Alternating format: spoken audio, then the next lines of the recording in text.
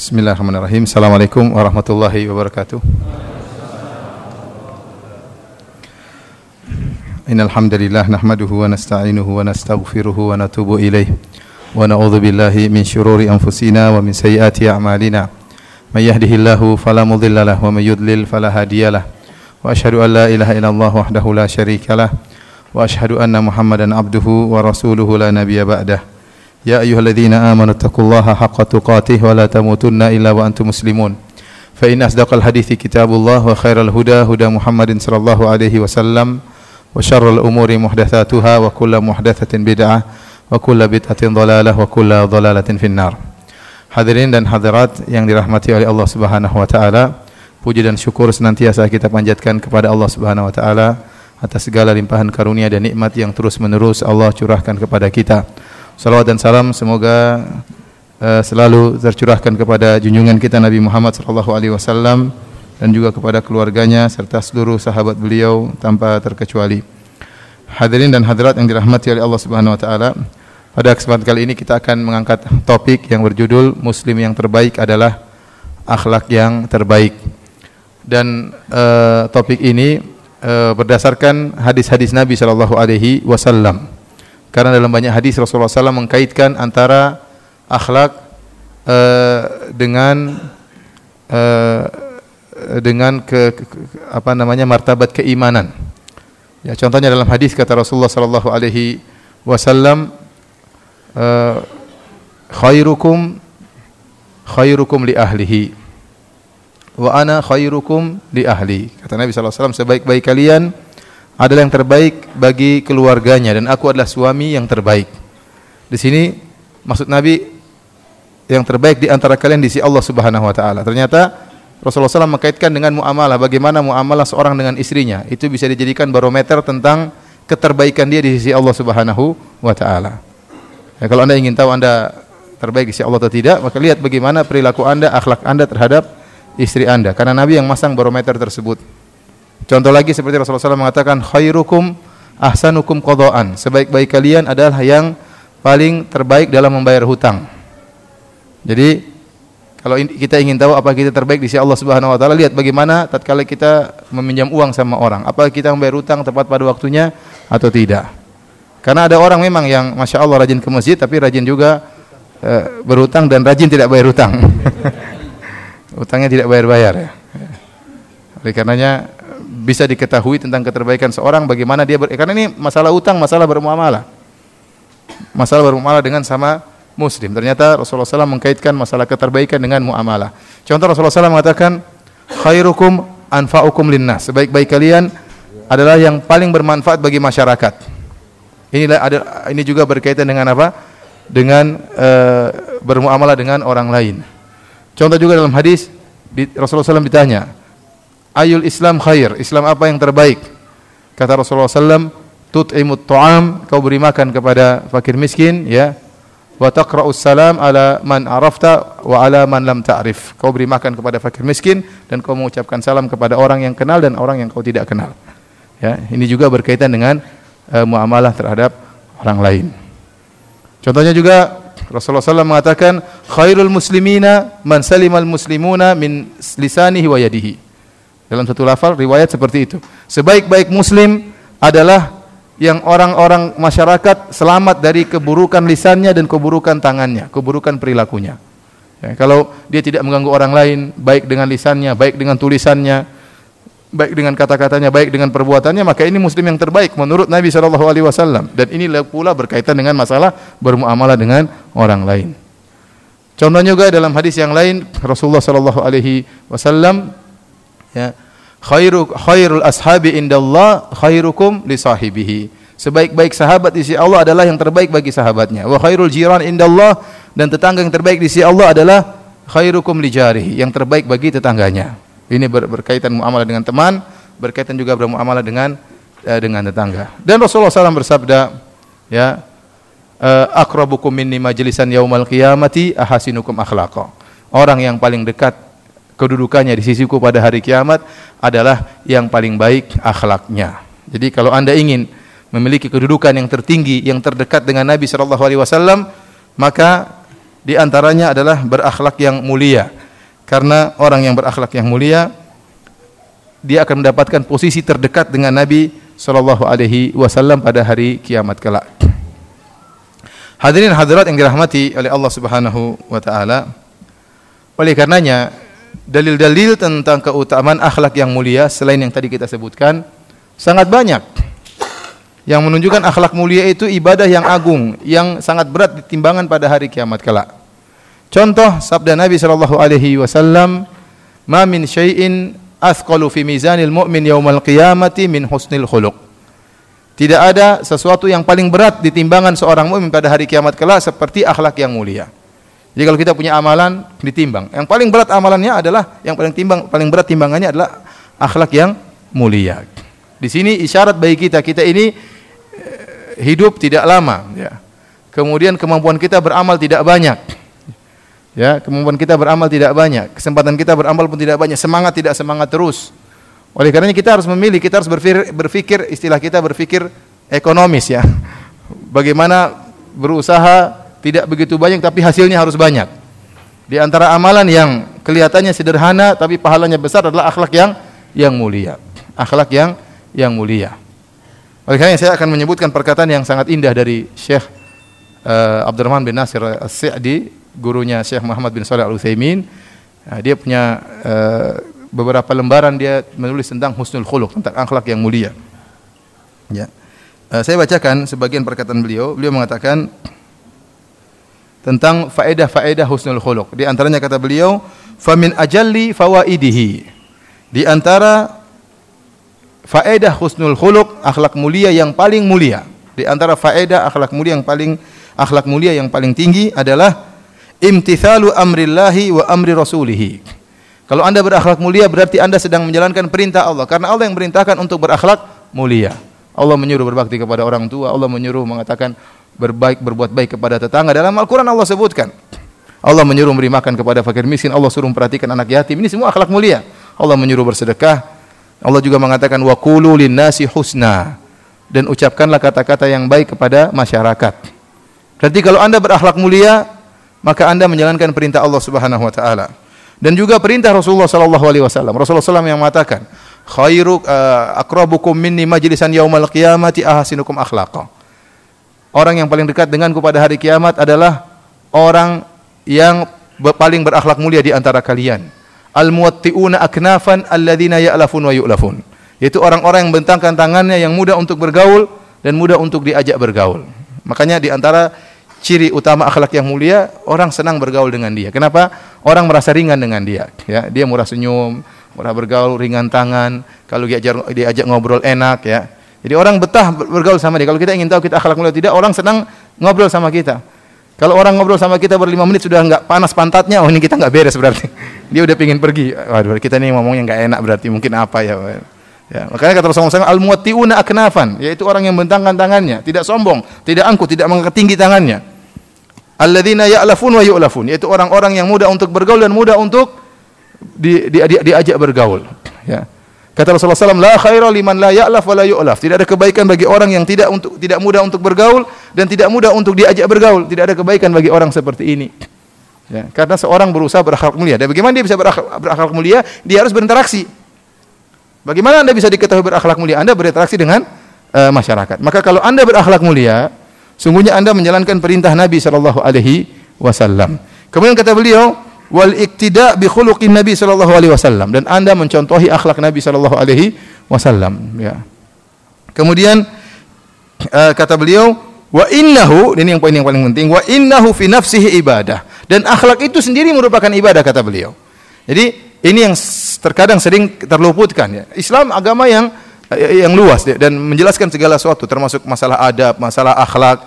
Ya, ini semua ibadah. Kalau Anda beradab Islam, berakhlak mulia, berarti Anda sedang beribadah. Ibadah bukan cuma baca Quran, ibadah cuma bukan zikir, bukan cuma salat sunnah, ya, bukan cuma bersedekah. Anda berakhlak mulia, Anda sedang beribadah. Anda sedang beribadah. Oleh karenanya, beliau berkata, wa innahu fi nafsihi ibadatun azimatun, dan sungguhnya akhlak mulia itu sendiri merupakan ibadah yang sangat agung. Tatanawalu min zamanil abdi waqtan tawilan, dengan ibadah ini mengambil waktu yang banyak dari seorang hamba. Dan ini faedah yang sangat luar biasa, berbeda dengan ibadah-ibadah yang lainnya. Anda kalau bersedekah mungkin 5 menit selesai. Tindis rekening enter cuma sebentar kan, berapa detik selesai ibadah. Anda sholat mungkin 5 menit. Tapi kalau akhlak yang mulia, waktu Anda banyak habis buat ibadah tersebut. Kenapa? Karena Anda selalu berinteraksi. Orang yang berakhlak mulia, ketemu orang tuanya dia berakhlak mulia, pahala ngalir terus. Ketemu istrinya dia berakhlak mulia, dia senyum, dia pijit istrinya ya. Bukan dia sendul kepalanya. Jadi pahala jalan terus. Ketemu anak-anaknya dia panggil dengan kata-kata yang baik, dia didik anaknya. Kalaupun dia tegur anaknya dengan cara yang halus, pahala ngalir terus. Ya, ketemu dengan tetangga dia murah senyum, dia ngantar hadiah buat tetangga. Ketemu dengan gurunya dia berakhlak dengan ustadznya, ketemu dengan muridnya dia berakhlak dengan muridnya. Jadi dia selalu diliputi dengan ibadah, dan ini kelebihan akhlak mulia, ibadah akhlak mulia dibandingkan ibadah-ibadah yang lain. Kenapa? Dia berkesinambungan terus menerus. Oleh karenanya kata Syekh Abdurrahman bin Nasir As-Sa'di, wa huwa fi nafsihi ibadatun 'azimatun tatanawalu minal 'abdi zamanan tawilan. Sungguhnya akhlak mulia itu ibadah yang agung, dan dia mengambil waktu yang banyak dari sang hamba ya. Kemudian kata beliau, wa huwa fi rahatin wa na'imin ma'a husulil ajril 'azim. Dan dia selama berakhlak mulia, dia dalam kondisi rileks, dalam kondisi santai dan dalam kenikmatan ya, dan sekaligus dia mendapatkan ya pahala yang sangat besar. Kenapa? Kalau orang berakhlak mulia, hidupnya santai, hidupnya tenang, hidupnya tentram, dia tidak suka ribut, tidak suka masalah, tidak suka emosi. Coba kalau orang tidak berakhlak mulia, coba sedikit-sedikit marah, enak atau tidak suka marah? Kan enggak enak. Sedikit-sedikit dendam, kalau sudah marah sama orang, dendam enggak hilang-hilang. Apa enggak enak? Enggak enak hidup seperti itu, dendam, marah enggak hilang-hilang marahnya. Coba kalau orang memaafkan, mudah maafkan, tidur juga tentram ya. Istri marah-marah, udah tidur tentram. Kalau dia dendam enggak bisa tidur. Maunya dia balas, maunya istrinya juga sakit hati. Kenapa? Ada dia ingin balas dendam sama istrinya. Hidup enggak enak. Jadi kalau akhlak mulia, hidup tentram, mudah pun tidur pun mudah ya. Santai hidup ini ya, tidak terlalu dipikirkan sama dia, tidak ingin cari masalah sama orang ya. Mudah memaafkan, tidak hasad. Kalau orang hasad enggak enak hidupnya. Ada orang lebih maju dari dia, hasad, dengki dan seterusnya. Tidak enak orang hidup berakhlak buruk. Oleh karenanya ini di antara perkataan yang agung dari Syekh Abdurrahman bin Nasir Sa'di tentang keutamaan akhlak yang mulia. Oleh karenanya di antara dalil yang menunjukkan akhlak mulia itu ibadah yang selalu melazimi seorang, ya, mengambil waktu yang banyak darinya. Rasulullah SAW bersabda, "Innakum lan tas'un nasa bi amwalikum, walakin liyasa'hum minkum husnul khuluq." Kata Rasulullah SAW, kalian tidak akan bisa meliputi manusia dengan harta kalian. Kalau kita mau baik nih, mau bagi-bagi duit, ya, banyak orang kita nggak mampu.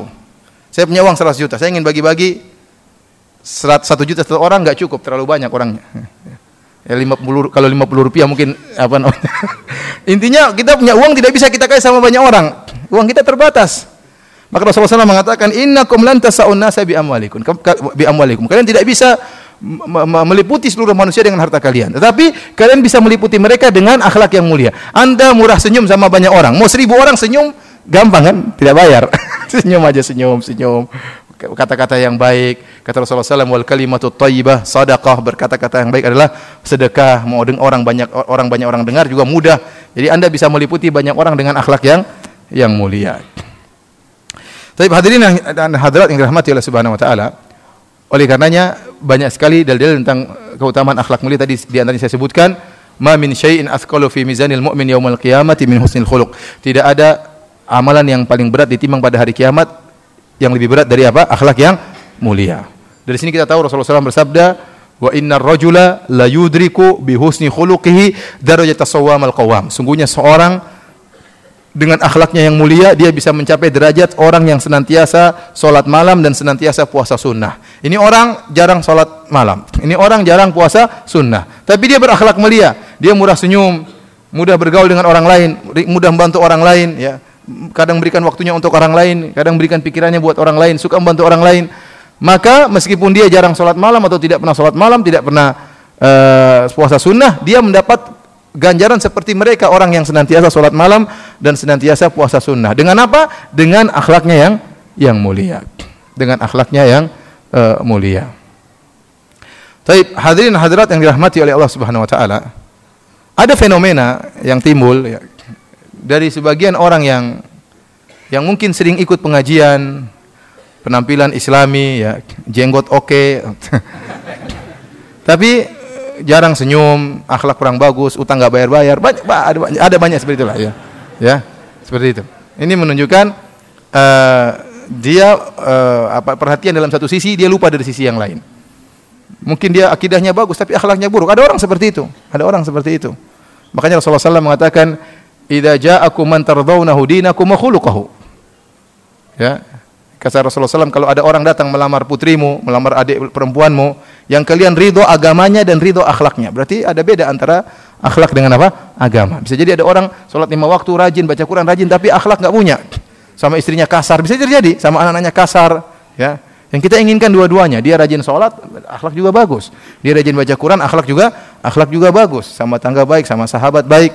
Ini ada fenomena orang yang seperti ini. Dia perhatian terhadap satu sisi, ya, ilmunya bagus tapi akhlaknya kurang bagus. Oleh karenanya, di antara hal yang menakjubkan adalah apa yang dilakukan oleh beberapa ulama tatkala menulis buku. Di antaranya yang dilakukan oleh Al-Hafidz Ibnu Hajar rahimahullahu taala. Beliau menulis kitab judulnya Bulughul Maram min Adillatil Ahkam, yaitu buku tentang koleksi hadis-hadis hukum. Dari awal sampai akhir isinya hadis-hadis hukum, kitabut thaharah, kitabus salat, terus kitab tentang haji, puasa, ya, semuanya masalah-masalah fikih. Di akhir, di ujung dari kitab Bulughul Maram, beliau membuat bab judulnya Kitabul Jami', ya. Jadi di akhir bab beliau membuat bab judulnya Kitabul Jami'. Kitabul Jami' ini adalah kitab yang terakhir dari Bulughul Maram. Kalau antum punya kitab Bulughul Maram, antum buka dari awal sampai terus masalah hadis-hadis hukum. Di akhir ujungnya, di bagian belakang tentang Kitabul Jami'. Maksudnya Kitabul Jami' artinya kitab yang mencakup beberapa kitab-kitab. Di antaranya kitab adab, kitab Al-Bir Wasilah tentang silaturahmi, tentang berbuat kebajikan, tentang adab-adab. Kemudian kitab Zuhud wal Wara tentang zuhud dan wara. Kemudian kitab At-Tarhib min Masawail Akhlaq, peringatan keras terhadap akhlak-akhlak yang buruk. Kemudian targhib min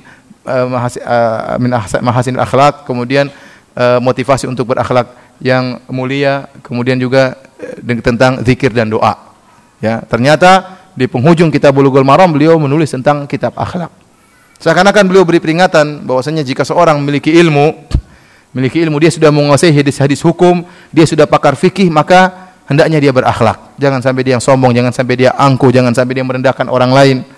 Kenapa? Karena sering saya sampaikan dalam pengajian-pengajian saya bahwasanya sebagaimana jabatan, harta yang banyak mudah membuat orang sombong, nasab yang tinggi membuat orang sombong. Betapa banyak orang, saya keturunan ini, ya. Saya keturunan darah biru dari kerajaan ini. Kerajaan di mana? Kerajaan di Sulawesi. Kerajaannya masih ada, ya sudah hancur kerajaannya. Terus apa yang mau dibanggakan? Sudah keturunan raja-raja. Jadi kadang-kadang orang sombong dengan nasabnya, kadang-kadang orang sombong dengan hartanya, apalagi pejabat. Wah, kalau sudah bintangnya 3, bintangnya 4 sudah. Kadang-kadang kesombongan itu tumbuh dengan sendirinya. Ternyata bukan cuma harta yang bisa buat orang sombong, bukan hanya jabatan bisa bikin orang sombong, ilmu juga sangat mudah bikin orang sombong. Ilmu juga sangat mudah bikin orang sombong. Orang sudah terkadang orang sombong, saya sudah belajar dengan beberapa ulama, saya sudah menghatamkan kitab ini terhadap dengan ulama ini. Sombong. Kadang-kadang timbul kesombongan, ya. Baru ngaji, baru ngerti ini sudah angkuh, sok tahu. Ya, melihat orang merasa orang ini enggak ngerti, kasihan, miskin. Padahal dia juga bahlul, dia baru tahu dikit aja. Orang seperti itu ada, ya. Sampai saya pernah ditanya sama orang, "Ustaz, bagaimana menghilangkan kesombongan, Ustaz?" Ya, saya baru ngaji, saya sudah belajar ngaji, tapi saya mulai ada benih-benih kesombongan. Bagaimana cara menghilangkan kesombongan? Pertanyaannya bagus, dia jujur, baru ngaji sudah sombong. Saya bilang, bagaimana Anda sombong? Anda belum bisa apa-apa sudah mau sombong. Bahasa Arab aja nggak bisa, ya.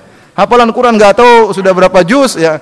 Bahasa Arab belum bisa mau sombong. Orang-orang kan pada tulisannya pakai bahasa Indonesia, nggak tahu bahasa Arab berarti.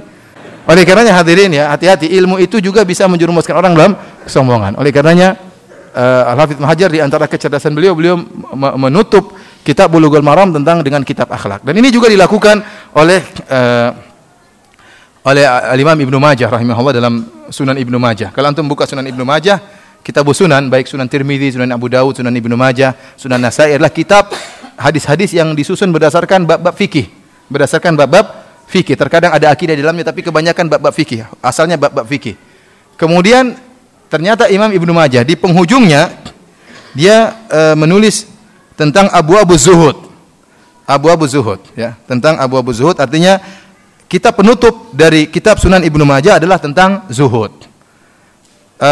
As-Sindi tatkala mengomentari, menyarah Sunan Ibnu Majah, beliau berkata, "Wa hadza akhiru abwabil kitab." Dan inilah kitab yang terakhir dari kitab Sunan Ibnu Majah, bagian terakhir, bab yang terakhir. Wa qad khatama bi hadhihi al-abwab al-kitaba, dan Imam Ibnu Majah menutup kitab sunnahnya, Sunan Ibnu Majahnya dengan kitab zuhud, tanbihan ala anna natijatal ilmi huwa zuhdu fid dunya warraghbatu fima indallahi ta'ala. Untuk memberi peringatan bahwasanya hasil daripada ilmu itu seharusnya adalah zuhud dalam dunia. Dan hasil daripada ilmu harusnya mengharap apa yang ada di sisi Allah Subhanahu wa taala. Seorang zuhud, berakhlak mulia. Itulah tujuan daripada ilmu, ya. Oleh karena hadirin dan hadirat yang dirahmati oleh Allah Subhanahu wa taala, pada kesempatan kali ini ya, saya ingin menyampaikan tentang beberapa adab, al-adab al-islamiyah, adab-adab islami yang kita berharap dengan belajar adab-adab tersebut maka kita akan merubah akhlak kita sedikit demi sedikit. Dan sungguhnya akhlak itu bisa diusahakan dan bisa dirubah, ya. Karena akhlak itu ada dua. Rasulullah SAW menjelaskan akhlak itu ada dua. Ada akhlak yang istilah kita dari sananya, ada akhlak yang diusahakan. Dalam satu hadis ini riwayat Imam Muslim asalnya, tapi lengkapnya dalam riwayat Imam Ahmad dalam musnadnya. Rasulullah SAW pernah berkata kepada seorang sahabat, kata beliau, "Ya Ashaj," namanya Ashaj, "Inna fika khoslataini yuhibbahumallah wa rasuluhu." Wahai Ashaj, sungguhnya kau memiliki dua perangai, kau punya dua akhlak yang dicintai oleh Allah dan Rasulnya. Dua akhlak tersebut al-hilma wal anat. Al-hilm yaitu santun disertai kecerdasan, kemudian al-anat yaitu tidak tergesa-gesa. Lawan dari al-ajalah, tidak tergesa-gesa. Ini dua akhlak yang disukai oleh Allah dan Rasulnya yang ada pada dirimu, wahai Ashaj. Maka dia berkata, "Ya Rasulullah," Ashaj bertanya, "Ya Rasulullah, ana takhallaqtuhuma am jabalani Allahu alaihima?" Apakah akhlak ini saya usahakan ya Rasulullah, ataukah memang dari sananya Allah sudah memfitrahkan saya di atas dua akhlak ini? Sudah diciptakan di atas dua akhlak ini? Kata Rasulullah SAW, "Balillahu jabalaka alaihima." Allah yang telah membuat engkau berakhlak seperti itu. Jadi bukan, artinya kau dari sananya sudah begitu, ya. Jadi maka dia memuji Allah, dia mengatakan, "Alhamdulillahilladzi jabalani ala khuluqaini yuhibbahumullah wa rasuluhu." Alhamdulillah, segala puji bagi Allah yang telah menjadikan aku, memfitrahkan aku di atas dua perangai yang dicintai oleh Allah dan Rasulnya. Dari sini kata Al-Imam Ibnu Qayyim rahimahullah dalam kitabnya Zadul Ma'ad, "Wa fihi dalilun ala anna al-khuluqa qad yahsulu bitakhalluqi wa takallufi." Ini dalil bahwasanya akhlak itu terkadang bisa diraih dengan usaha. Dengan usaha dan kesungguhan, ya. Bisa diraih dengan usaha dan kesungguhan. Jadi seorang tatkala berakhlak buruk jangan dia pasrah. Dia berusaha untuk apa? Untuk merubah. Oleh karena dalam hadis Rasulullah SAW mengatakan, "Ana zaimun bi," dalam awalnya kata Rasulullah SAW, "Ana zaimun bi baitin fi rabidil jannah liman tarakal mira wa in kana muhiqqan." Ya. Kemudian kata Rasulullah SAW, "Ana zaimun bi baitin fi wasatil jannah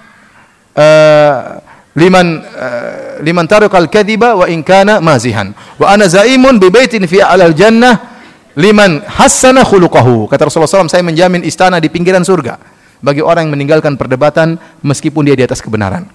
Saya menjamin istana di tengah surga bagi orang yang meninggalkan dusta meskipun dia hanya bercanda. Dan saya menjamin istana di bagian atas surga bagi orang yang memperindah akhlaknya. Berarti kalau orang berusaha memperindah akhlaknya, dia dijamin istana di bagian atas surga. Ini dalil tentang keutamaan berusaha memperbaiki akhlak.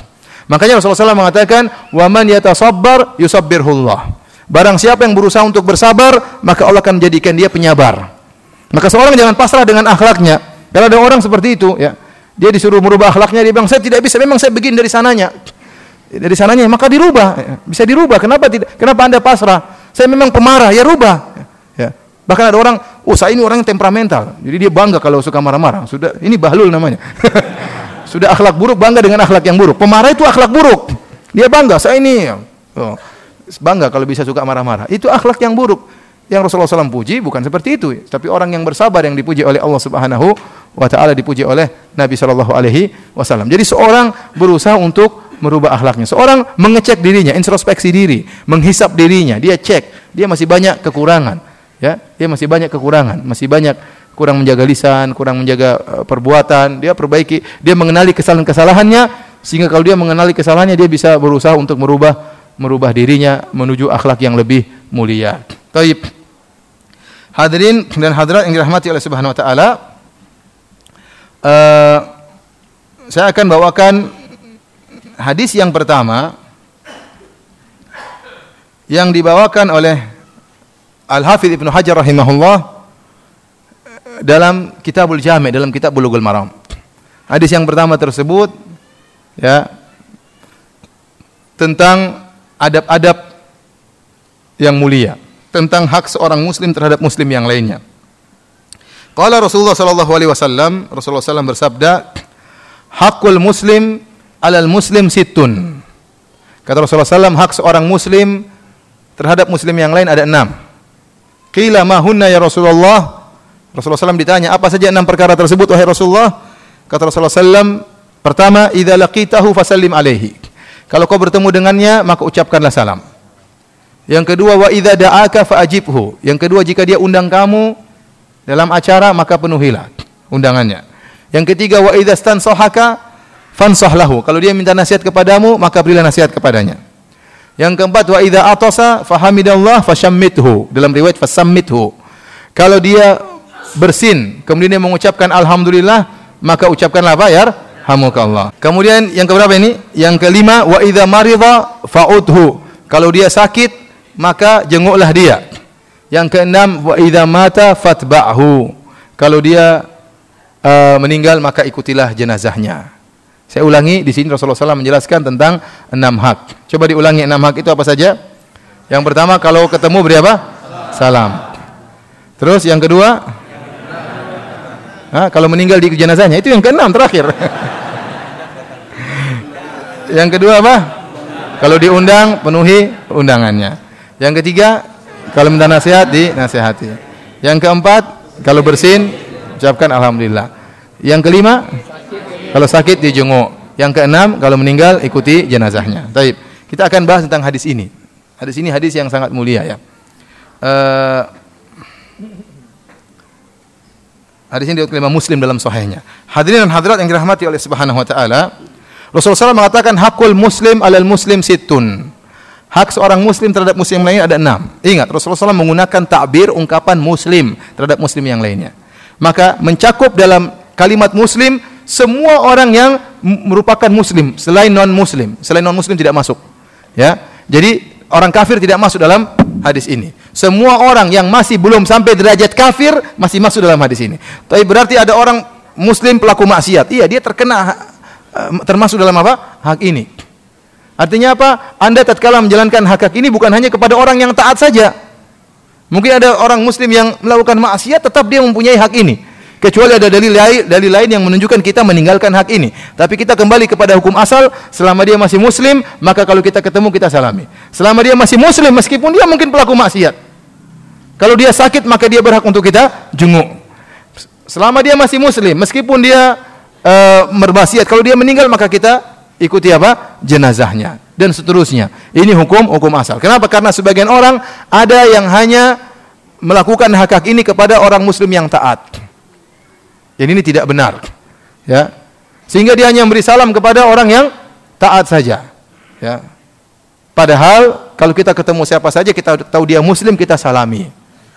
Kita misalnya lewat di suatu tempat ada orang mungkin kita menuju ke Masjid As-Salam. Tatkala kita berjalan menuju Masjid As-Salam, tiba-tiba ada orang main gaplek. Ya. Main gaplek. Kita salami atau tidak? Salami. Dia muslim atau bukan? Muslim. Kita assalamualaikum warahmatullahi wabarakatuh. Waalaikumsalam, waalaikumsalam. Dia mungkin malu kan? Jalan aja apa? Itu sudah dakwah. Ya. Itu sudah dakwah. Dia tahu kita ke masjid. Mungkin dia renungkan, subhanallah, saya main gaplek dia ke masjid. Ya. Ada suatu dakwah tanpa kita sadari. Ya. Ya. Tapi coba kalau Anda lewat, Anda cuekin, tidak Anda salami. Akan datang syaitan membisikkan yang buruk kepada dia. Mungkin dia lagi merokok, lagi main gaplek, lagi main judi. Anda lewat, Anda tidak salami. Wah, setan datang. Itu orang sombong sekali tuh. Tidak salam sama kita. Mentang-mentang dia malaikat, kita penghuni neraka jahanam.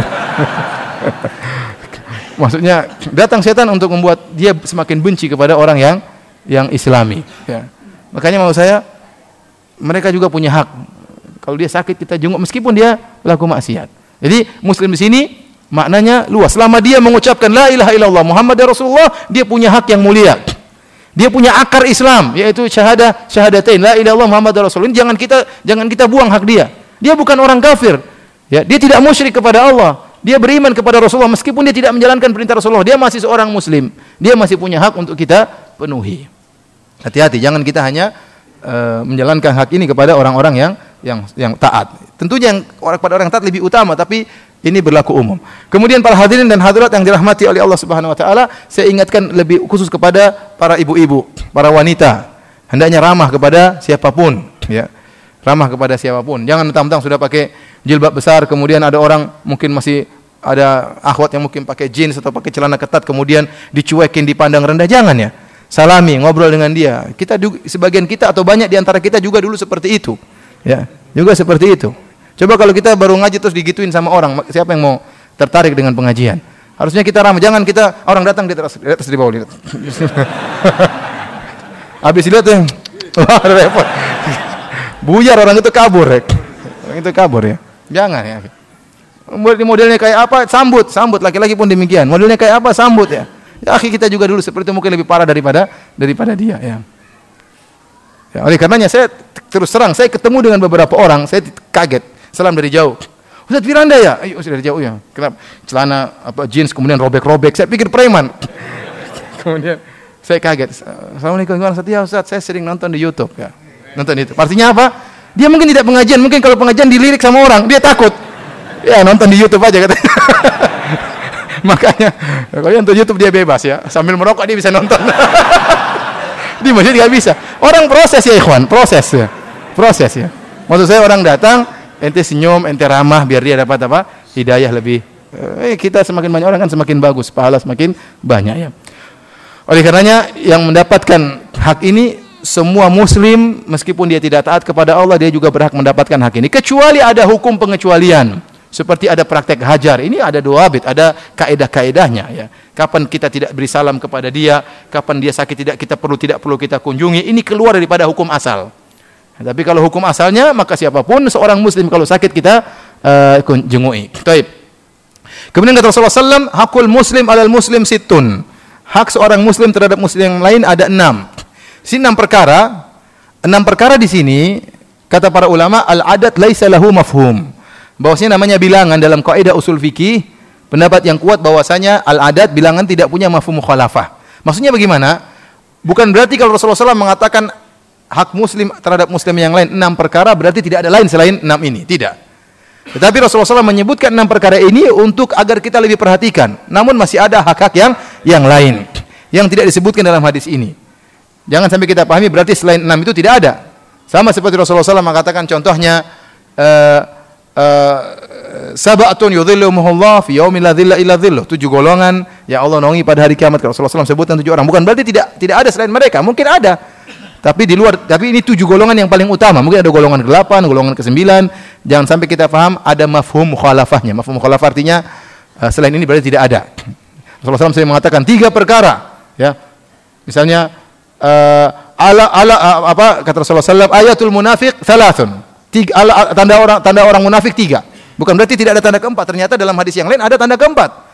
3 tanda kata Rasulullah SAW, idza haddatsa kadzaba, kalau dia berbicara dia berdusta, wa idza wa'ada akhlafa, kalau dia berjanji dia menyelisihi, wa idza tumina khana, kalau dia diberi amanah dia berkhianat. Ternyata ada yang lain. Wa idza khasama fajara, ya, ternyata ada yang tanda-tanda yang lain ya. Selain daripada 3 tadi. Ini menunjukkan al-adat laisa lahu mafhum, bilangan itu tidak ada mafhum mukhalafahnya. Kemudian perkataan Nabi sallallahu alaihi wasallam, hakul muslim alal muslim, hak seorang muslim. Hak ya sebagian orang memahami hak di sini berarti wajib. Berarti hukumnya apa? Wajib. Namun para ulama telah menjelaskan, di antaranya Al-Amir As-San'ani rahimahullah dalam kitabnya Subul Salam, dia mengatakan ini masuk dengan hak di sini alladzi la yanbaghi tarkuhu, yaitu suatu perkara yang hendaknya tidak ditinggalkan. Tidak semuanya wajib, tapi mencakup yang wajib dan mustahab. Karena di antara 6 hak ini ada yang wajib, ada yang mustahab. Contohnya seperti kata Nabi SAW, idza laqitahu fasallim alaihi. Kalau kau bertemu dengan dia, ucapkanlah salam. Dan ulama sepakat, kalau kita mengucapkan salam kepada orang, hukumnya sunnah, tidak wajib. Wajib kalau menjawab. Wajib kalau menjawab salam. Tapi kalau bertemu orang mengucapkan salam, hukumnya apa? Sunnah. Ini berarti di antara hak tersebut ada yang sunnah. Ya. Kemudian ada seperti nanti akan kita jelaskan, wa idza da'aka fa'ajibhu. Hak yang kedua, kalau dia undang engkau maka penuhilah. Ulama menjelaskan ada undangan yang wajib, ada undangan yang tidak wajib. Nanti akan kita jelaskan. Jadi yang dimaksud dengan hak muslim terhadap muslim yang lain di sini, hak di sini maksudnya suatu yang jangan sampai ditinggalkan, bisa mencakup yang wajib, bisa mencakup yang mustahab, yang sunnah. Taib. Hadirin dan hadirat yang dirahmati Allah Subhanahu wa taala, kita masuk pada hak yang pertama. Kata Nabi SAW, idza laqitahu fasallim alaihi. Kalau kau bertemu dengan dia, maka ucapkanlah salam. Salam ini merupakan perkara yang mendapat perhatian khusus dalam Islam, mengucapkan salam. Oleh karenanya Rasulullah SAW bersabda dalam hadisnya, la tadkhulunal jannata hatta tu'minu, wa la tu'minu hatta tahabbu. Awala adullukum ala syai'in idza fa'altumuhu tahabbtum. Kalian tidak akan masuk surga sampai kalian beriman. Kalian tidak akan beriman sampai kalian saling mencintai. Maukah aku tunjukkan kepada kalian suatu perbuatan yang jika kalian melakukannya kalian akan saling mencintai? Afsyus salama bainakum. Tebarkanlah salam di antara kalian. Tebarkanlah salam di antara kalian. Oleh karenanya Rasulullah SAW sejak awal dakwahnya perhatian tentang salam. Ya, seperti yang diriwayatkan oleh Abdullah bin Salam radhiyallahu taala anhu, yang dahulunya dia adalah seorang alim namun beragama Yahudi, ya. Kemudian dia masuk Islam, ingin mengenal siapa itu Muhammad. Dia sudah dengar tentang Muhammad. Kemudian dia tahu Rasulullah SAW datang, berhijrah. Maka dia penasaran ingin ketemu Muhammad. Apa kata dia? Lama qadiman Nabiyyu sallallahu alaihi wasallam al-Madinata ji'tu. Waktu Rasulullah SAW datang ke kota Madinah, saya pun segera datang menyambut Muhammad. Menyambut Rasulullah SAW. Falamma tabayyantu wajhahu, araftu anna wajhahu laisa biwajhin kadzdzab. Saya pun ngecek wajahnya. Saya lihat wajah Muhammad itu. Saya cek, saya tahu ini wajah bukan wajah pendusta. Kenapa orang Quraisy mengatakan dia pendusta? Namun saya lihat ini bukan wajah pendusta. Fakana awwalu maqal, dan yang pertama kali beliau ucapkan yang saya dengar waktu dia masuk kota Madinah, dia berkata, ya ayuhan nas afsyus salam wa atimut ta'am wasilul arham wa sallu bil lail wan nasu niyam tadkhulul jannata bisalam. Yang pertama kali saya dengar dia mengatakan, wahai manusia sekalian, tebarkanlah salam. Ini yang pertama diucapkan oleh Nabi. Tebarkanlah salam. Berilah makan kepada fakir miskin. Sambunglah silaturahmi. Salatlah kalian di malam hari tatkala orang sedang tidur. Niscaya kalian akan masuk surga dengan penuh keselamatan. Jadi Rasulullah SAW memperhatikan masalah salam.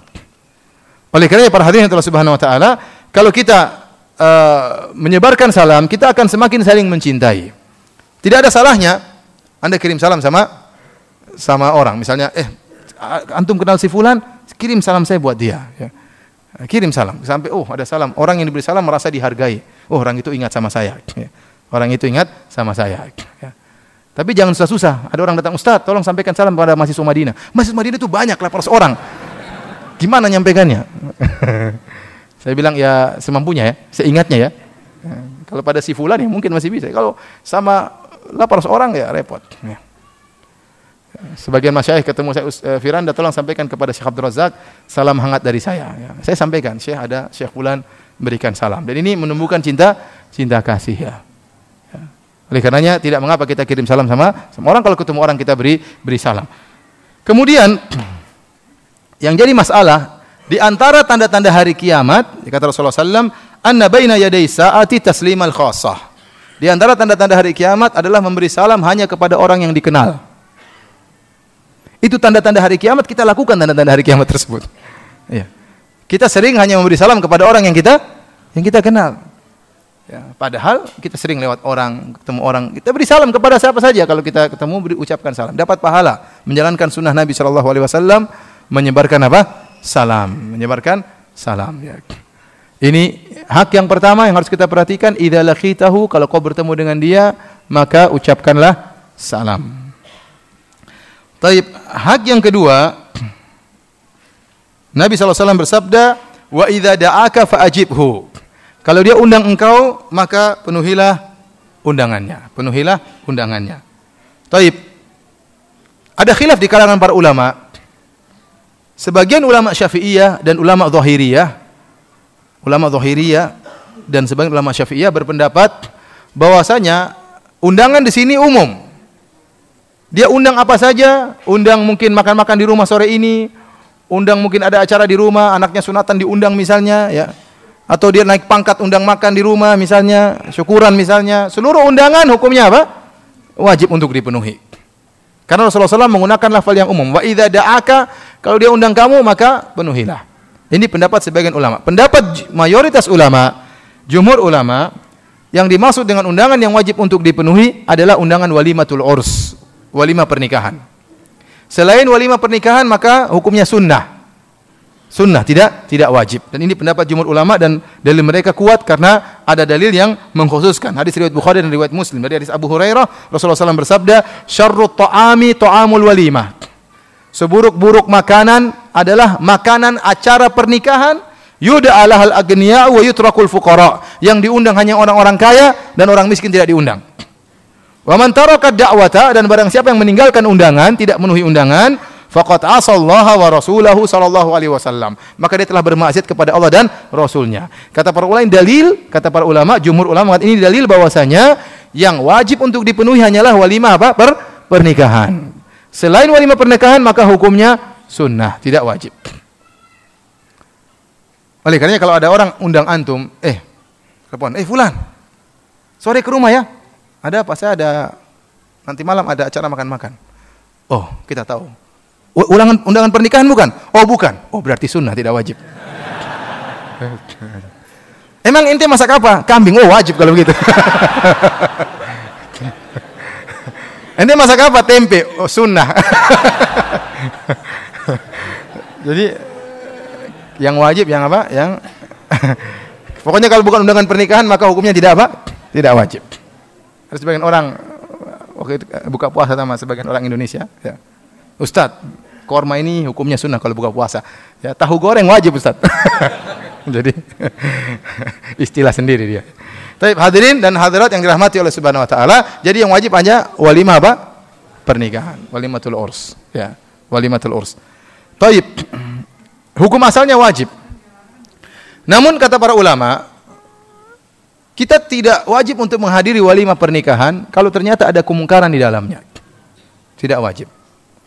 Contoh kemungkaran tersebut, misalnya ada acara walimah, pesta pernikahan, namun nanggap penyanyi dangdut, repot. Dan ini saya sering lihat seperti ini. Ya. Jadi mempelai laki, mempelai wanita dipajang di atas panggung, di depannya wanita nyanyi dangdut sambil goyang-goyang, sementara mempelai laki melotot menonton apa? Bukan nonton istrinya, bukan. Nonton apa? Nonton penyanyi dangdut tersebut. Ini maksudnya apa seperti ini? Ini tidak boleh. Kita nggak perlu datang seperti ini, maksiat. Ini maksiat.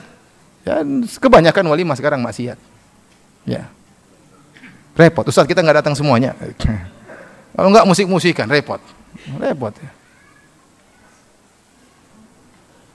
Kemudian belum lagi tabarruj, bercampur laki-laki perempuan. Ini banyak seperti itu. Dan orang kalau wanita sudah datang walimah, dia akan pakai pakaian secantik-cantiknya, dia akan berhias semenor-menornya. Kemudian dia datang ke acara pernikahan. Ya, dan kita disuruh nonton mempelai wanita dan mempelai juga istri-istri orang kita nonton ya. Oleh karenanya repot ya. Tapi demikianlah kondisi sekarang ini. Terus bagaimana Ustaz? Ya, saya sarankan kalau ada undangan walimah antum datang sebelum acara atau pas bubaran. Kan yang penting dia tahu kita datang, ya. Kita doain barakallahu lak wa baraka alaik wa jama'a bainakum bi khair, doakan, kemudian assalamualaikum saya ada keperluan. Karena sudah penyanyi dangdut sudah mulai datang nih. Atau pas sudah berakhir baru kita datang, orang sudah boyer-boyeran kita datang mengucapkan salam. Mengucapkan selamat, kita doain dia. Karena ini kembali kepada, kalau maksiatnya sudah hilang kembali kepada hukum asal. Hukum asal hendaknya dipenuhi. Apalagi ada kalau walimatul urs tersebut ternyata ada bir, ada khamr, maka jangan hadir sama sekali. Ya. Kalau saya katakan musik di mana-mana. Ya. Mungkin masih hadir kalau ada acara hanya musik-musikan ya. Karena musik di mana-mana, mau ke naik taksi juga ada musik, ke mall juga ada musik ya. Ini ada walimah ya datang aja, gimana kemana musik di mana-mana. Ini sudah yang tidak bisa kita hindari. Tapi maksud saya kalau lebih daripada itu seperti penyanyi dangdut, ada bir-birnya dan macam-macamnya, mending kita hindari. Tapi kalau musik ya tidak bisa kita hindari. Semua orang juga seperti itu, ya. Maka mudah-mudahan Allah maafkan, tetap kita datang, tidak mengapa, karena di mana-mana pun juga ada apa? Ada musik-musikan, ya. Wallahu a'lam bishawab, ya.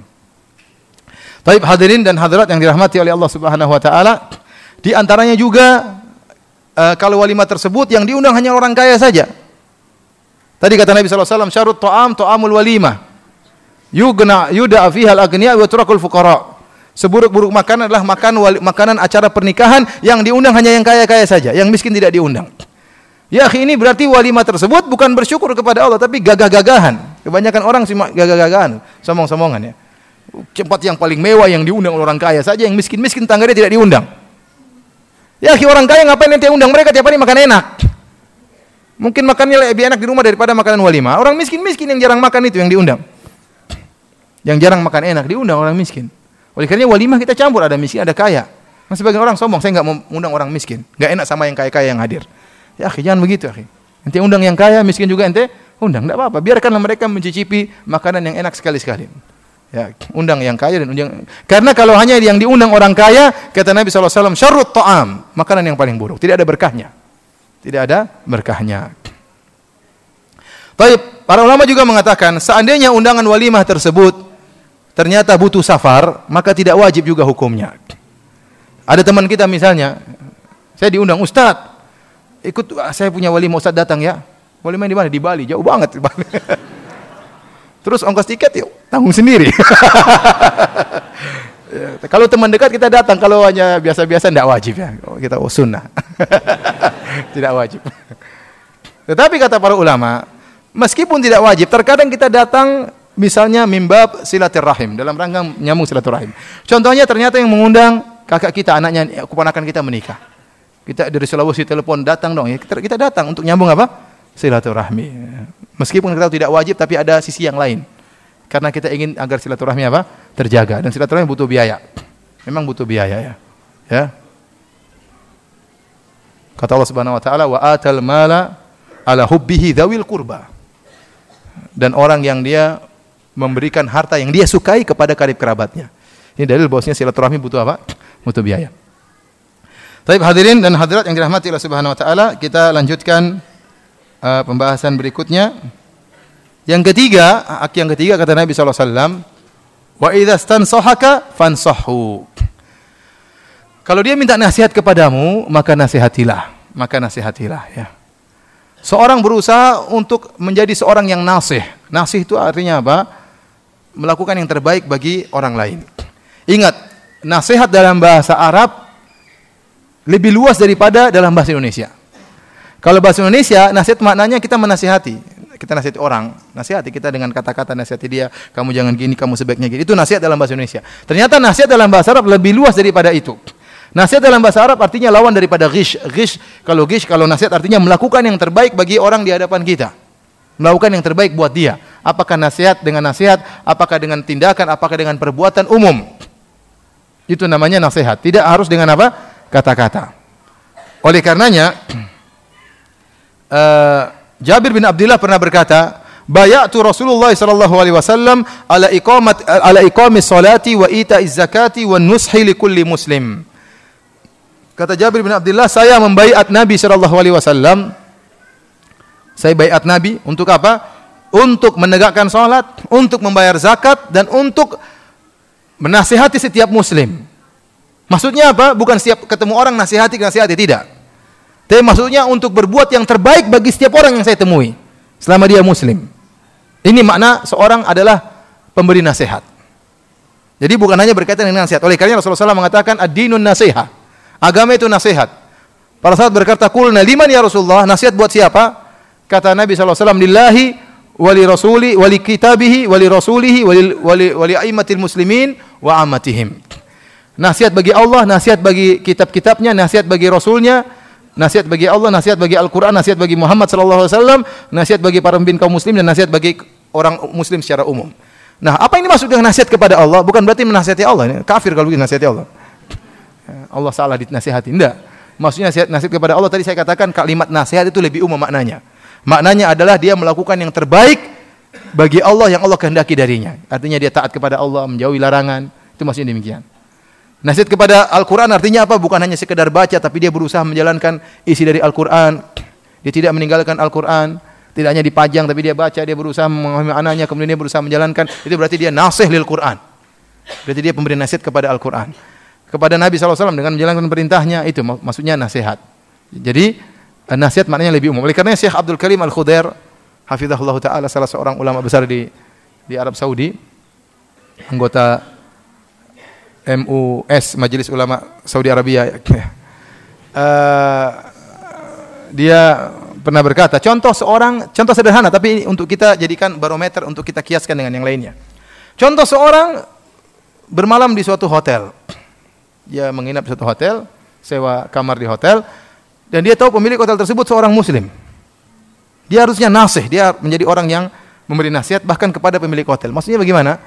Sekarang dia ingin keluar, pagi-pagi dia ingin keluar dari hotel, dan dia tahu dia akan pulang sore. Dia hanya ingin tidur malam di hotel, pagi-pagi dia sibuk. Mungkin dengan keluarga ingin jalan-jalan. Maka hendaknya dia matikan AC hotel tersebut. TV dimatikan, AC dimatikan, pokoknya listrik dia matikan. Jangan dia mengatakan, ya udah nggak usah dimatikan, kita sudah bayar nggak bayar sama saja. Jangan. Kalau Anda sebagai pemilik hotel apa yang diinginkan? Kalau Anda sebagai pemilik hotel Anda ingin hemat. Maka kalau kita sebagai muslim yang baik, kita bermuamalah meskipun pemilik hotel kita tidak kenal, tapi kita tahu ini hotel milik seorang muslim. Kita ingin pergi berjam-jam. Ya udah, AC-nya matikan aja. TV matikan aja. Hemat listrik. Dia tentu senang. Ini apa yang bisa lakukan yang terbaik bagi pemilik hotel. Jadi maksud saya itulah makna an-nushu likulli muslim. Berbuat yang terbaik bagi setiap muslim yang kita jumpai. Ya. Nah, kalau ada orang minta nasihat kepada kita secara khusus, maka hendaknya kita menasihati. Kita mengerahkan pikiran kita untuk memberikan nasihat yang terbaik bagi dia. Seakan-akan kita yang sedang menghadapi kasus tersebut. Contohnya ada orang datang kepada saya misalnya, Ustadz, putri saya dilamar oleh seorang ikhwan. Ya. Ikhwan itu antum kenalkan, Ustadz itu kan murid antum. Bagaimana menurut antum? Nah, kita harus jujur. Baik buruknya harus kita jelaskan. Seakan-akan yang ikhwan ini melamar putri kita sendiri. Ya. Ada seorang ustaz cerita ya, sama saya. Wah, kemarin saya ngisi pengajian di suatu tempat. Ya. Kemudian tiba-tiba setelah pengajian ada seorang bapak mengatakan, Ustaz, saya ingin Ustaz ke rumah. Wah, minta nasihat. Maka saya pun datang. Setelah sampai di rumah, istrinya datang. Kemudian hadirlah putrinya. Kata Ustaz, wah, saya mau ditawarin anaknya kali. Ustaz sudah besar kepala. Ini benar ini. Kata Ustaznya, waduh, rezeki apa ini? Ustaz, ini putri saya sudah besar Ustaz, harus dicarikan suami Ustaz. Wah, semakin pede Ustaznya. Tahu-tahu dia bilang, ada murid antum ngelamar dia. Wah, kata. Waduh, kata dia, ternyata bukan buat saya, buat dia ternyata. Nah, jadi kalau kita ditanya, benar-benar kita berikan nasihat yang terbaik. Kita bilang, benar Pak, itu si fulan itu memang Masya Allah rajin sholat, rajin baca Quran, tapi memang dia kalau pinjam uang nggak pernah bayar. misalnya. Itu jelaskan, ya. Jelaskan yang kita karena dia sedang minta nasihat kepada kita. Seakan-akan kita yang menghadapi masalah tersebut. Itulah makna sabda Nabi SAW, wa idza stansahaka fansahu. Kalau dia minta nasihat maka nasihatilah, ya, nasihatilah dia. Berusaha memberikan solusi yang terbaik bagi dia. Kita kerahkan pikiran kita untuk memberikan nasihat kepada dia. Semampu kita, kita beri masukan, nanti dia yang memutuskan, Oleh karenanya Imam Nawawi rahimahullah berkata, wa idza stansahaka, jika dia minta nasihat kepadamu, maknahu talaba minka nasihata, artinya dia minta nasihat kepadamu, fa alaika, maka wajib bagimu antan sohahu, untuk menasihatinya, wala tudahinahu, dan jangan engkau basa-basi dengannya, wala taghusyahu, jangan kau menipunya, wala tumsik adbayani nasihat, jangan kau tahan-tahan penjelasan, jelaskan sebagus-bagusnya, karena dia sedang minta nasihat kepadamu. Baik, kita lanjutkan. Hak yang keempat, kata Rasulullah SAW, wa idza atasa fahamidallah fashammithu. Kalau dia bersin kemudian mengucapkan alhamdulillah, ya ini ada syarat, dia mengucapkan apa? Alhamdulillah. Kalau dia tidak mengucapkan alhamdulillah, maka tidak usah jawab. Tapi kalau dia mengucapkan alhamdulillah, fashammithu, dalam riwayat fashammithu dengan sin dan dengan shin, maknanya sama. Maka ucapkanlah yarhamukallah. Sungguh indah ya orang bersin memuji Allah, karena dengan bersin keluar kotoran-kotoran ya yang mungkin mengganggu dia, dia bersin, dia memuji Allah, maka kita doain dia. Kita mengatakan yarhamukallah, semoga Allah merahmatimu. Kemudian dia balas lagi dengan mengatakan yahdikumullah wa yuslih balakum ya. Saling mendoakan, luar biasa adab ya Islami. Yang ini antum tidak dapatkan dalam agama yang lain. Ini cuma dalam agama apa? Agama Islam. Masalah bersin insyaallah ada babnya tersendiri. Mudah-mudahan kita bisa bahas di waktu kesempatan yang lain. Kemudian yang kelima. Kata Rasulullah SAW, wa idza marida fa'udhu. Kalau dia sakit maka jenguklah dia. Kalau dia sakit maka jenguklah dia. Ya ikhwan, sakit itu enggak enak ya. Apalagi seorang terkapar di rumah, kegiatan yang biasa dilakukan dia hentikan. Biasanya ketemu dengan teman-temannya, tidak jadi ketemu dengan teman-temannya. Perubahan kegiatan, istirahat di rumah, terkadang istirahat di rumah sakit berhari-hari. Maka orang seperti ini perlu kita perhatikan. Maka dianjurkan dalam syariat kita menjenguknya. Dan sungguhnya kalau kita menjenguk orang yang sakit, yang pertama dapat faedah kita sendiri. Dapat faedah kita sendiri. Kenapa? Kita dapat pahala. Kata Nabi SAW dalam Sahih Muslim, man ada maridhan lam yazal fi khurqatil jannah hatta yarji'a. Kata Rasulullah SAW, barang siapa yang menjenguk seorang yang sakit, dia senantiasa sedang memetik buah-buah di surga sampai dia kembali dari jengukannya tersebut. Kalau antum menjenguk ternyata orang sakit, jangan dulu pulang. Sudah jangan pulang, antum sedang beribadah kepada Allah. Ya. Ngobrol lagi, dia senang karena namanya orang sakit itu enggak enak di rumah sakit, ya. Enggak enak, enggak ada teman, enggak ada ngobrol, mau ngapa-ngapain enggak enak ya. Bahkan meskipun antum di kelas eksekutif juga tidak enak ya. Apalagi di kelas ekonomi ya. Eksekutif pun tidak enak. Namanya sakit enggak enak. Kalau ada datang teman, hilang rasa sakit tersebut, berkurang, kita hibur dia, kurangi kesakitannya, hibur kebosanannya ya. Maka hendaknya kita datang jenguk dia dan kita dapat pahala sementara kita jenguk. Sampai sana kita doain, kita ingatkan tahur insyaallah. Sungguhnya ini akan menghilangkan dosa-dosamu ya. La ba'sa tahur insyaallah. Syafaqallah, kita doakan semoga Allah menyembuhkannya. Jadi dia senang ada orang yang menjenguknya. Bahkan kata para ulama, meskipun kita datang, ternyata dia tidur, maka jangan kita bangunkan. Ya, ada keluarganya yang jaga, ya udah kita bilang salam aja buat dia. Ya. Tidak apa-apa, tetap kita dapat pahala. Tidak mesti dia bangun, kita dapat pahala. Nanti keluarganya sampaikan, tadi si fulan jenguk kamu. Oh, dia merasa bahagia, ternyata dia diperhatikan. Saya kira si fulan itu lupa sama saya. Dia ingat saya kalau lagi butuh duit aja baru ingat saya. Saya sakit dia datang. Dia ingat, meskipun dia tidur ada keluarga yang sampaikan. Ada keluarga yang sampaikan. Kata para ulama, kecuali kalau dia letih dan kita merasa kalau kita datang dia merasa terganggu. Kalau kita lihat dia merasa terganggu, jangan kita lama-lama di situ. Ya. Kita datang kasih oleh-oleh, kemudian kita minta izin pulang. Ya. Karena sebagian orang ya tatkala sakit yang datang banyak ya. Orang sayang sama dia, yang datang banyak tapi dia terganggu. Maka kalau kita tahu dia merasa terganggu, maka kita cuma sekadarnya ya.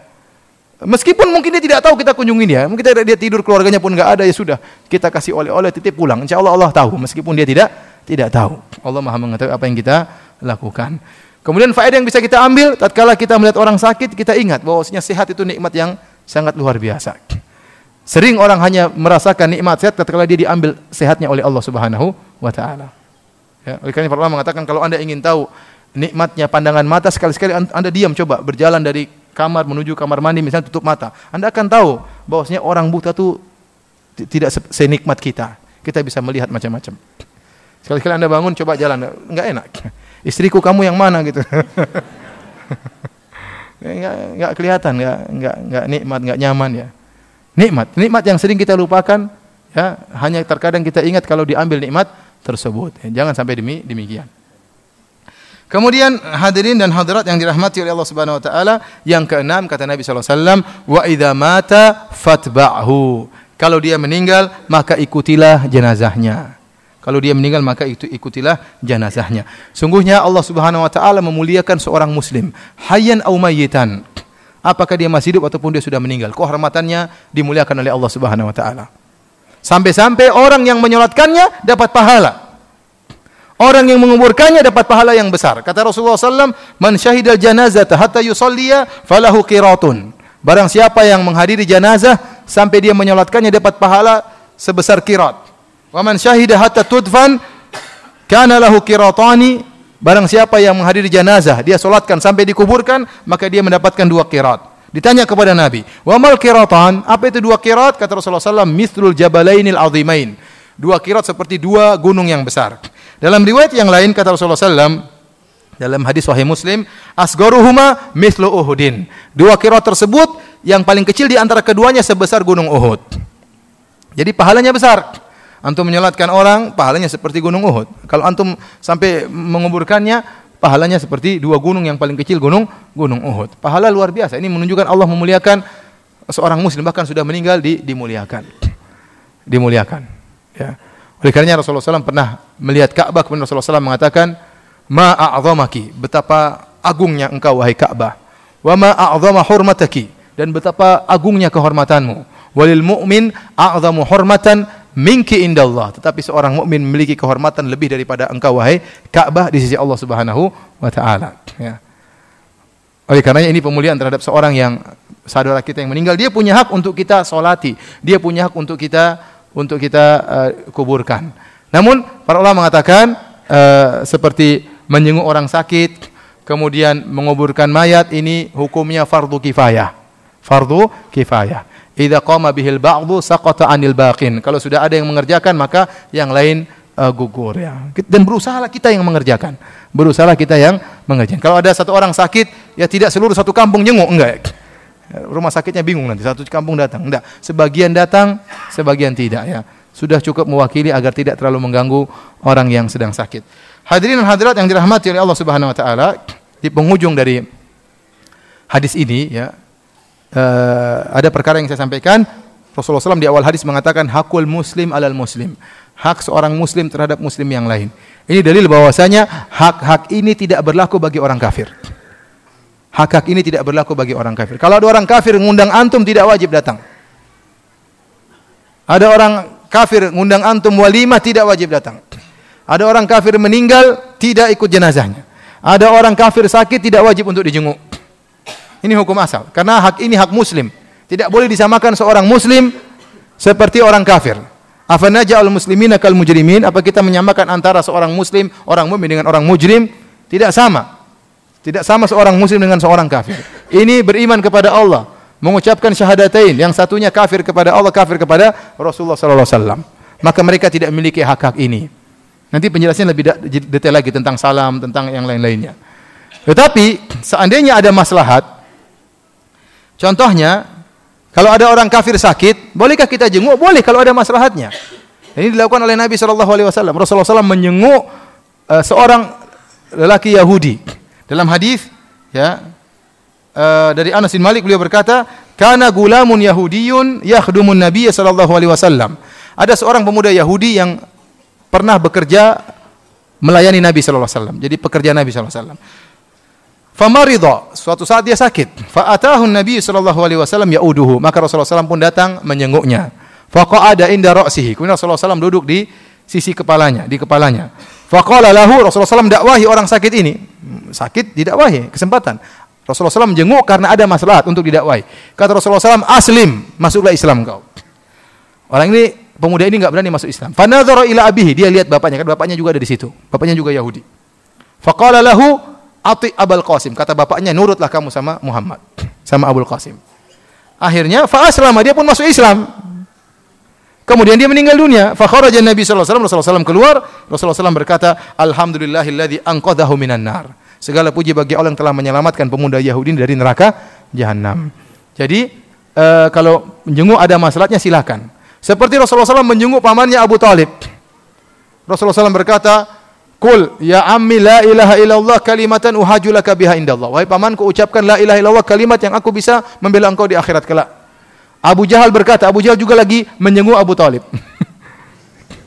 Jadi ternyata si kafir menjenguk orang kafir, ya, bukan cuma muslim. Jadi Abu Jahal juga menjenguk Abu Talib. Abu Jahal berkata, "Ya Abu Talib, atarghabu an millati Abdul Muttalib?" Wahai Abu Talib, apakah kau benci dengan agama bapakmu Abdul Muttalib? Rasulullah SAW ulangi lagi. Ya ammi qul la ilaha illallah kalimatan uhaju laka biha indallah. Wahai pamanku, ucapkan la ilaha illallah, kalimat yang aku akan bela engkau di akhirat kelak. Maka Abu Jahal ulangi lagi. Atarghabu an millati Abdul Muttalib? Apa kau benci dengan agama bapakmu, agama nenek moyangmu? Maka fa'aba an yaqula la ilaha illallah. Abu Talib enggan mengucapkan la ilaha illallah, maka meninggal dalam kondisi musyrik. Rasulullah SAW menjenguk dia karena ada maslahat untuk didakwahi. Dari situ kata para ulama, kalau seorang sudah meninggal dunia, orang kafir meninggal dunia, maka jangan dilayati, jangan dijenguk. Kenapa? Tidak ada karomah lagi bagi dia, tidak ada kehormatan bagi dia. Ini mayat akan menuju neraka jahanam. Kenapa kita jenguk? Masuk neraka jahanam, jangan dijenguk. Jangan dijenguk. Ini hukum asal. Jangan dijenguk, jangan dilayati. Kenapa? Dia masuk neraka jahanam. Tidak perlu kita berbela sungkawa, ya. Kenapa? Dia masuk neraka jahanam. Taib. Oleh karenanya diriwayatkan dari Ali bin Abi Thalib, bapaknya tadi siapa? Abu Thalib. Abu Thalib meninggal dalam kondisi musyrik. Setelah meninggal, Ali bin Abi Thalib datang kepada Nabi. Ali bin Abi Thalib berkata kepada Nabi, wahai Rasulullah, inna ammaka syekh ad-dala qad mat. Lihat ungkapannya Ali bin Abi Thalib. Dia mengatakan, wahai Rasulullah, pamanmu, yaitu bapakku, pamanmu yang tua yang sesat itu sudah mati. Ini perkataan siapa? Ali. Karena bapaknya meninggal dalam kondisi musyrik. Kata Rasulullah SAW, intalik fawarih. Pergilah engkau dan kuburkanlah bapakmu. Dalam riwayat kata Ali bin Abi Thalib, la uwari, saya tidak akan kuburkan dia. Innahu mata musyrikan. Dia mati musyrik. Saya tidak mau kuburkan orang musyrik. Faqala idhab fawarih. Kata Rasulullah SAW, pergilah engkau kuburkan dia. Fantalaqtu fawaraituhu. Maka saya pun pergi, saya pun kuburkan bapak saya. Karena tidak ada yang kuburkan. Ya. Ini kata ulama dalil bahwasanya seorang tidak perlu memuliakan orang meninggal dalam kondisi apa? Kafir, karena dia akan menuju neraka jahanam. Tetapi seandainya dikhawatirkan ada kemudaratan yang timbul kalau kita tidak melayat, misalnya kita hidup di kompleks orang-orang kafir, kemudian kalau kita tidak jenguk maka akan timbul kemudaratan, dituduh yang tidak-tidak, maka kata para ulama tidak apa-apa dalam rangka menolak apa? Kemudaratan. Asalnya kita tidak perlu bela sungkawa dengan orang ini. Kenapa orang ini meninggal dalam kondisi musyrik? Mungkin kita sedih kok dia meninggal dalam musyrik. Tapi rahmat bagi dia sudah tidak ada, karena tidak ada ampunan bagi orang seperti ini. Demikian juga kalau Anda diundang walimah. Orang kafir undang walimah. Asalnya acara walimah acara adat istiadat, dan hukum asal adat istiadat hukum asalnya boleh. Kalau ada orang kafir undang kita, anak saya menikah, tolong hadir besok ya acara walimah pernikahan. Ini hukum asal adat istiadat, hukumannya asalnya boleh. Sebagaimana kita jual beli dengan orang kafir boleh, bertetangga dengan orang kafir boleh. Ada dia undang makan, kita boleh makan di rumahnya. Tapi ingat, tidak sunnah sama sekali. Paham? Cuma hukumnya apa? Boleh. Nah, bolehkah kita menghadiri walimah acara pernikahan orang kafir? Hukumnya boleh dengan syarat. Sama, tidak ada kemungkaran. Dan tidak ada ritual ibadah mereka. Kalau ternyata dalam acara pernikahan tersebut ada ritual keagamaan, ada pendeta komat kamit di situ misalnya, kemudian ada baca doa macam-macam, kemudian tidak usah hadiri, berarti sudah jadi acara ritual. Tidak boleh kita ikut acara ritual agama manapun tidak boleh kita ikuti. Kita toleransi, silakan kalian melakukan, tapi kita tidak ikut serta dalam acara ritual ibadah agama manapun. Karena ritual tersebut adalah ritual kesyirikan, menyembah kepada selain Allah Subhanahu wa taala. Yang kedua, kalau tidak ada ritual agama, lihat apakah ada kemungkaran atau tidak. Kalau ternyata ada bir di situ, kemudian buka-buka aurat, maka jangan hadir, ya. Secara umum susah untuk kita hadiri acara. Ya, adakah walimah orang kafir yang memenuhi dua persyaratan, tidak ada ritual agama dan tidak ada kemungkaran? Pasti ada. Ya, pasti ikhtilat, campur laki-laki perempuan kemudian pakai baju macam-macam, ya. Baju inilah you can see, apa? Macam-macam yang kelihatan sana sini, ya repot, ya. Mereka ke gereja saja buka-bukaan, apalagi ke walimah, ya. Oh iya, saya tinggal di sana, saya lihat bagaimana mereka ke gereja, pakai baju secantik-cantiknya mereka ke gereja. Ya, karena mereka tidak wajib jilbab, ya. Nah, apalagi kalau ke acara walimah pernikahan, ya. Maka meskipun hukum asalnya boleh, namun menurut saya sangat sulit untuk kita mengatakan boleh, karena demikianlah praktik mereka dalam menjalankan walimah pernikahan, tentu bercampur dengan kemungkaran dan kemaksiatan. Hadirin hadirat yang rahmatillah subhanahu wa ta'ala, sampai di sini saja yang bisa saya sampaikan, ya. Hadis-hadis berikutnya mudah-mudahan dalam kesempatan yang lain, ya. Wallahu ta'ala alam bisawab. Kalau ada yang bertanya, saya persilahkan. Afwan ya Ustaz, bagaimana sikap kita pengendara yang banyak aurat wanita berupa rambut dan paha tidak ditutup? Ana bingung. Apakah yang harus ana lihat di ke depan ana atau bagaimana? Iya, saya juga bingung, bukan cuma Anda, ya. Ya, kita hanya mudah-mudahan Allah mengampuni dosa-dosa kita, ya. Karena nggak mungkin kita kalau tundukkan pandangan kita nabrak. Ya. Ya. Ya udah bagaimana lagi kita astagfirullah ya. Gimana?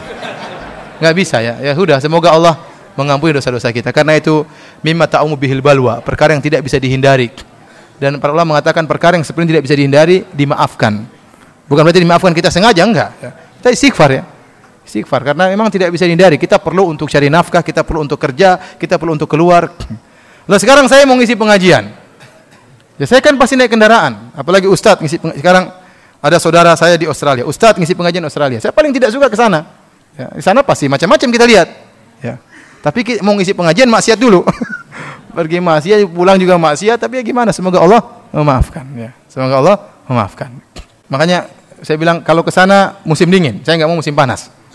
Ya, kalau musim dingin orang-orang barat juga berjilbab. Mereka kedinginan. Ya. Musim panas gawat. Ustadz, siapa yang dimaksud dengan orang yang tidak mendapatkan hak seperti muslim yang lainnya yang dihajar? Dan muslim seperti apa yang harus dihajar? Ya, ada praktek hajar. Hajar artinya memboikot. Dan tujuan memboikot tersebut di antaranya agar dia taubat atau kita terselamatkan dari maksiatnya. Contoh, orang ini pelaku maksiat dan suka ngajak orang bermaksiat. Kalau kita ngobrol sama dia, salami dia bahaya. Tahu-tahu kita dikasih narkoba. Sudah enggak usah salami dia, jauh dari dia. Kita menghajar dia, paham? Enggak usah dekat-dekat. Karena kalau kita dekat dia, kita bisa diajak. Ya, diajak macam-macam sama dia. Atau misalnya pelaku bid'ah. Pelaku bid'ah ini, ya, kalau kita salami dia dekat dengan kita, akhirnya dia hembuskan bid'ahnya, pemikiran khurafatnya kepada kita. Maka enggak usah salam sama dia. Paham? Ya, namun tentunya tidak semua. Maksud saya tadi saya katakan, hukum asal semua muslim kita salami, kecuali ada orang-orang tertentu yang kita khawatirkan keburukannya akan bisa masuk kepada kita, maka kita hindari. Yang benar yang mana Ustadz? Mengucapkan anta atau antum kepada satu orang. Kalau kita di Arab Saudi, kita bilang ant. Anta pun enggak pernah. Ant kaif ant. Kadang anta, kadang ant, kadang. Kalau di sini ente ya. Sana ana, di sini jadi apa? Aneh ya. Ya, aneh gitu. Kalau di sana ana, anta, ana ya. Kadang-kadang nahnu jadi nehna kalau orang Saudi ya. Kalau antum juga boleh, antum enggak apa-apa, anta atau antum juga apa? Boleh. Contohnya dalam hadis ya. Dalam Sahih Al-Bukhari, dan ini banyak dalam hadis-hadis Nabi sallallahu alaihi wasallam. Saya sebutkan saja satu contoh. Jadi sama kita contohnya Ismail berkata kepada istrinya, "Hal ja'akum min ahadin?" Kum itu buat banyak orang. Jadi domir mukhatab kata ganti orang kedua banyak orang. Tapi Ismail tidak berkata kepada istrinya hal ja'aki ahadun, kalau anti satu orang. Tapi dia mengatakan hal ja'akum apa? Ahadun, boleh, berarti boleh. Bahkan seorang wanita boleh kita ungkapkan antum, boleh sebagai bentuk apa? Penghormatan ya. Jadi boleh anti, boleh juga antum ya. Jadi tidak mengapa mau anta mau antum boleh-boleh saja ya. Cuma kalau kita kebiasaan di Indonesia kita bilangnya apa? Antum ya. Bagaimana pahala istri yang selalu di dalam rumah? Apa keutamaan pahala istri di dalam rumah? Istri saya senang di luar rumah. Istri saya senang di luar rumah. Kebetulan istri saya di sini, tolong dijelaskan. Haruskah istri berinteraksi dengan tetangga dan adab-adabnya bagaimana? Iya, wanita sebaiknya di rumah, dan Allah mengatakan seorang wanita di rumah menjalankan perintah Allah. Wa qarna fi buyutikunna. Hendaknya kalian tetap di rumah-rumah kalian. Qarna itu qaror, menetap. Ini hukum asal. Seorang wanita di rumah tidak keluar karena di rumah banyak pekerjaannya, mengurus pekerjaan rumah tangganya, mengurus anak-anak, dia mengaji, dia sholat di situ, mempersiapkan kedatangan suaminya, ya. Jadi sebaiknya seorang wanita di rumah. Suami mungkin waktu pulang kantor ingin ada teman ngobrol, ingin disambut, ternyata istrinya enggak ada, ya, tidak enak ya. Oleh karenanya seorang istri tahu bahwasanya selama dia di rumah dia dapat pahala. Dia ingatkan hadirkan dalam dirinya untuk menjalankan perintah Allah, wa qarna fi buyutikunna. Hendaknya kalian menetap di rumah-rumah kalian. Namun bukan berarti di rumah melulu enggak keluar, enggak, ketemu tetangga oke, ada tetangga yang sakit dijenguk, boleh ikut pengajian tapi minta izin sama suami ya. Suami, "Mas saya mau pengajian." Ya boleh ikut ya. Ini "Mas saya pengajian pagi, sore juga ada pengajian Mas, malam juga ada." Terus kamu nih gimana ya? Ya, ingat hukum asal kamu di rumah, pengajian itu hukum di luar asal. Jadi pengajian boleh tapi jangan terus-terusan ya. Pagi, siang, sore pengajian terus. Terus kapan ngurus suami? Ya. Kapan merawat diri, kapan percantik diri untuk menyambut suami? Kalau tiap pagi, siang, sore pengajian ya. Ya pengajian boleh tapi jangan terus-terusan. Ada porsinya, porsi untuk suami ada, porsi untuk ikut pengajian ada. Kalau tidak harus hadir, kalau tidak bisa hadir, putar radio atau nonton televisi. Alhamdulillah sekarang televisi sunnah banyak, radio sunnah juga banyak. Alhamdulillah banyak sarana ya. Sekali-sekali hari Minggu bolehlah pengajian, atau suami lagi di kantor sebelum duhur sudah selesai pengajian, tapi minta izin sama suami. Karena ada sebagian wanita yang memang tidak betah di rumah, pengennya keluar. Ya. Makanya kalau ada istri pusing bawa ke mall, pusingnya hilang. Gantian suaminya yang pusing. Jangan sampai demikian. Jangan sampai sekali-sekali, tidak ada yang larang, sekali-sekali berhibur, sekali-sekali berjalan-jalan. Semua orang juga punya hak untuk rekreasi ya, refreshing. Tapi hukum asalnya wanita di rumah. Ustaz, Assalamualaikum Ustaz, apakah nongkrong atau jalan-jalan dengan teman yang belum taat itu termasuk akhlak yang mulia? Apakah nongkrong atau jalan-jalan dengan teman yang belum taat itu termasuk akhlak yang mulia? Iya, kita berakhlak mulia kepada siapa saja, kepada orang yang taat maupun orang yang tidak taat. Tapi ingat, kata Rasulullah SAW, as-sahibus sahib, masalul jalisi salih, wa masalul jalisi su'. Kata Rasulullah SAW, perumpamaan orang teman yang baik dengan teman yang buruk. Bukan kata Nabi, tapi pepatah Arab mengatakan as-sahibus sahib, bahwasanya sahabat itu menggeret. Kita boleh berteman dengan orang yang mungkin tidak taat, tapi hati jangan terlalu dekat, karena kita akan terbawa gaya dia. Ya, kalau kita bisa bawa dia kepada gaya kita, bagus. Tapi kadang-kadang syakhsiat kita, karismatik kita kurang, justru kita terbawa dengan gaya dia. Akhirnya masih ada jahiliyah-jahiliyah yang kita lakukan. Jadi bergaul dengan siapa saja, termasuk orang tidak taat, kita nongkrong, kita ngobrol, enggak apa-apa. Kita ngopi sambil kita bicara agama sedikit, kemudian bicara ngalur ngidul, enggak apa-apa. Tapi harus ada niat untuk mendakwahi dia, sehingga kita tatkala ngobrol sama dia, jalan-jalan sama dia ada maslahatnya. Ada maslahatnya, ada nilai pahalanya. Ustaz, bagaimana bila ikhwan diminta nasihat atau saran dari seorang teman akhwat melalui chatting? Apakah itu merupakan hak seorang muslimah untuk dijawab? Yang benar, kalau semua wanita tidak apa-apa. Kalau saya, siapa saja ya. Tapi jangan kita teman di Facebook ya. Sebelum dia minta jadi teman, lihat dulu fotonya. Cantik, add. Kalau nggak cantik, tunda. Akhi, bahaya ya. Bahaya, subhanallah. Waliyadzubillah. Jadi, mau saya, kalau Al-Imam Malik rahimahullah berpendapat dalam kitab Al-Muwatta, dia berpendapat kalau ada seorang wanita memberi salam kepada lelaki, ternyata atau bertemu dengan seorang wanita yang masih muda, kata Imam Malik tidak usah kasih salam sama dia. Kenapa? Dikhawatirkan apa? Fitnah ya. Ya, kalau masih muda. Ya, ini kembali kepada urf, hukumnya tidak ada. Hukumnya tidak, Rasulullah SAW tidak pernah menjelaskan secara detail, tapi Al-Imam Malik melihat kepada maslahat. Kalau ternyata salam tersebut menimbulkan fitnah, ya kita bisa merasakan sendiri. Ada seorang akhwat tanya misalnya, "Akhi, saya punya pertanyaan." Ya udah, kita tahu ini cewek ini, aduh saya kayaknya ada rasa sama dia. Udah dari awal delete. Gawat, waduh. Dia punya suami misalnya. Ya, kita tahulah perasaan itu kalau mulai tumbuh, hati-hati, setan begitu mudah menjerumuskan kita. Sangat mudah.